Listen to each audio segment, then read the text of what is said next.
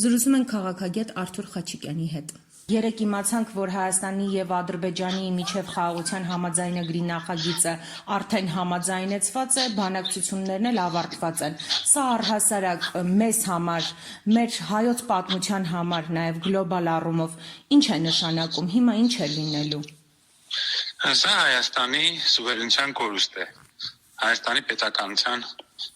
աստիճանաբար կորուստ եւ Հայաստանի ապամոնտաժում որպես անկախ պետություն, որևէ կասկած ոչ ոք չունենա։ Սա նշանակում է, որ մենք կամաց-կամաց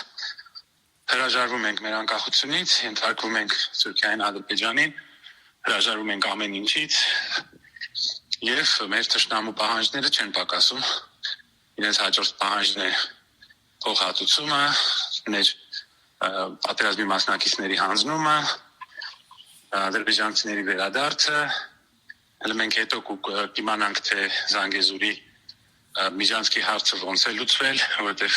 հիմա ասում են ճանապարհ, վաղ կպարզվի, որ դա